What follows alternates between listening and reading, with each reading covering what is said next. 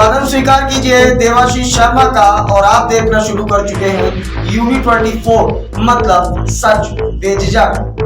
दिल्ली हिंसा को लेकर क्या कुछ बोले दिल्ली के कमिश्नर CP अस्थाना। आपको दिल्ली लिए चलते हैं, आप स्वयं सुनिए क्या कुछ कहना था उनका। 4 फॉरेंसिक टीम आज गई थी जगह जहां पे ये वारदात हुई है उसको एग्जामिन करने के लिए। क्राइम ब्रांच के पास इन्वेस्टिगेशन है, उन्होंने करीब 14 टीम्स बनाई हैं डिफरेंट ऑफिसर्स के तहत और वो डिफरेंट एंगल से इन्वेस्टिगेशन कर रहे हैं, एविडेंस कलेक्ट कर रहे हैं। अभी तक 3 फायर आर्म्स रिकवर हुए हैं, उनका फॉरेंसिक एग्जामिनेशन होगा, उसके बाद ही वो उसके बारे में हम लोग आपको बता पाएंगे। पाबंदियां जो भी हैं वो उस एरिया में सुरक्षा की भावना पैदा करने के लिए है, जगह को सुरक्षित करने के लिए है और ये कोई हमेशा के लिए नहीं है। धीमे धीमे जैसे ही सिचुएशन नॉर्मल होगी डिप्लॉयमेंट कम होगा। घटना का शुरुआत जो हुई है वो अल्टरकेशन था 2 ग्रुप के बीच में। अब क्या अल्टरकेशन था, किस वजह से अल्टरकेशन हुआ, उसके बारे में जब तक इन्वेस्टिगेशन पूरा नहीं होगा इस वक्त कुछ कहना उचित नहीं होगा। बुलडोजर को लेकर बोली बीजेपी की वरिष्ठ नेत्री मीनाक्षी लेखी। उन्होंने बुलडोजर जस्टिस के बारे में बात करते हुए क्या कुछ कहा, आप स्वयं सुनिए UB24 की इस खास रिपोर्ट में कि क्या बोली मीनाक्षी लेखी। बुलडोजर जस्टिस पे आपका क्या सोचना है एज ए मंत्री, एज ए लॉयर? देखिए, बुलडोजर जस्टिस एनक्रोचमेंट जस्टिस होना चाहिए या बुलडोजर जस्टिस? जहाँ पे एनक्रोचमेंट है वहाँ बुलडोजर चलना ही चाहिए और वो कोई भी हो। बुलडोजर का क्या मतलब है कि जो कॉमन लोगों की धरोहर है, वो किसी व्यक्ति के माई बाप की जमीन नहीं है जी, वो समाज की जमीन है, समाज की धरती है, समाज के काम की चीज है। सरकार भी तो लोगों की है।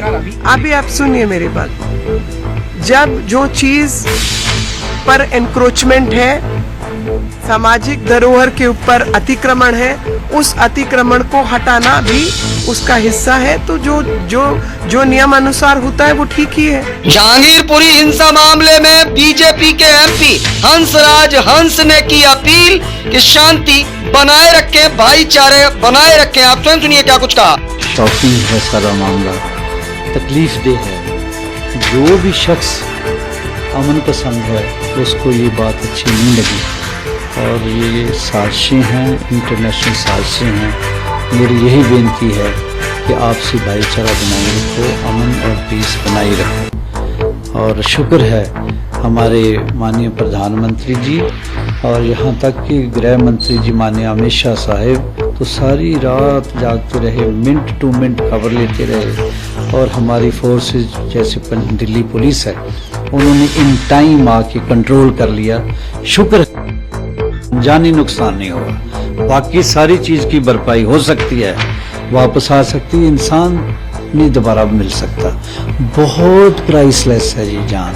तो ऐ लोगों, आपस में भाईचारा बनाए रखो। हर धर्म में, हर मजहब में कुछ लोग होते हैं नेगेटिव, बैड एलिमेंट्स। उसका मतलब ये नहीं पूरा धर्म ही ऐसा होते हैं। धर्म का तो ये प्रचार है कि एक इंसान का कत्ल पूरी इंसानियत का कत्ल होता है। धर्म का तो ये प्रचार है कि अगर आपका पड़ोसी भूखा बैठा है तो आप खाना खा रहे हैं तो लानत है इसको। धर्म नहीं किसी को सिखाता बैर रखना। तो ये तो धर्म तो ये है कि सारे जहां से अच्छा हिंदुस्तान हमारा। ये देखो ना किस समुदाय ने लिखा था। तो कोई यार धर्म की प्रॉब्लम नहीं, लोकल लेवल पे मैं देखा है आपस में बड़ा प्यार है। बाहर की कुछ ताकतें हो सकती हैं जो इंडिया को थोड़ा डाउन करना चाहती है क्योंकि बहुत बड़ी पावर बन रहा है day by day. Delhi Jahangirpuri हिंसा के बाद बिहार पूर्ण अलर्ट पर CM नीतीश कुमार ने क्या कुछ कहा, आप स्वयं सुनिए। में घटना और कहीं और जगहों पर घटना बिहार में इस तरह की चीजें ना हो। देखिए बिहार में तो पूरा अलर्टनेस है।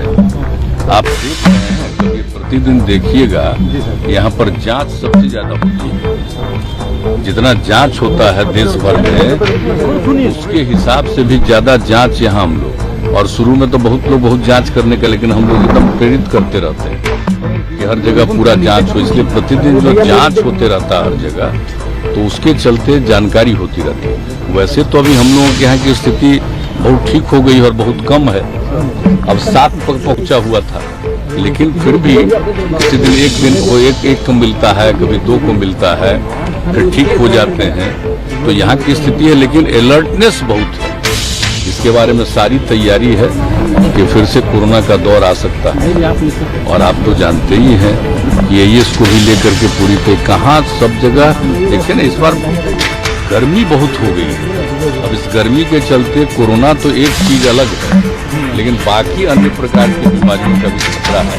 इसलिए इसके लिए बहुत अलर्टनेस है और उसके लिए सब तरह की जो तैयारी हो सकती है, लोगों को एक तरह से अवेयर करने के लिए भी, जागरूक करने के लिए भी, और कहीं कोई घटना हो जाए तो उनके इलाज के लिए भी सब तरह की बात हो रही है। सीएनजी की बड़ी कीमतों के विरोध में दिल्ली में ऑटो टैक्सी ड्राइवरों ने 2 दिन की स्ट्राइक का ऐलान किया।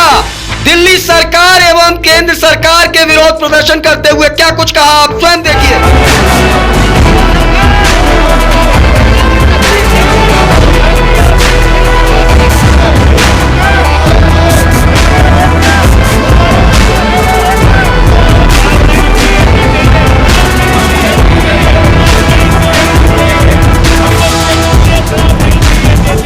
जो सीएनजी के प्रतिदिन रोज आज 18-20 दिनों से रोज 2 रुपए 1.5 रुपया गवर्नमेंट सोते सोते रात को लोगों को मार देती है।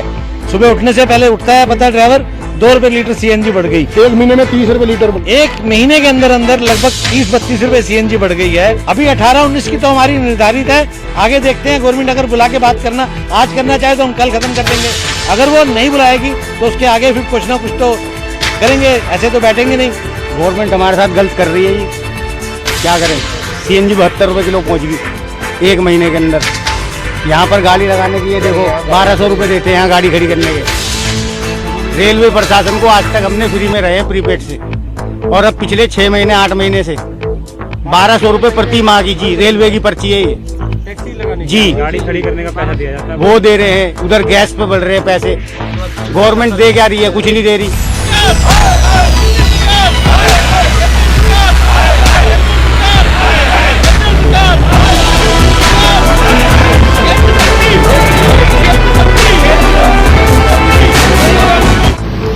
भारतीय जनता पार्टी के राष्ट्रीय अध्यक्ष जगत प्रकाश नड्डा, जेपी नड्डा पहुंचे कर्नाटक। मंच से क्या कुछ कहा, आप स्वयं सुनिए। पहली बार नॉर्थ ईस्ट में हमारी मिलीजुली सरकार आई थी, इस बार हमारी विशुद्ध भारतीय जनता पार्टी की सरकार आई है फॉर द फर्स्ट टाइम। ये भी हमको समझना है। इन नतीजों को देख करके कुछ लोग राजनीति में बौखला गए और उनकी बौखलाहट कहीं न कहीं समाज को विघटित करने के षड्यंत्रों के साथ जुड़ जाती है। इसीलिए आपने देखा होगा कहीं रामनवमी के शोभा यात्रा पर अटैक, कहीं कुछ। यही उमई साहब का विषय है। He is the chief minister, he is the home minister. He will certainly investigate into the details of it, but on the face of it I can say कि ये डिजाइन्ड तरीके से समाज को खंडित करने की कोशिश हो रही है।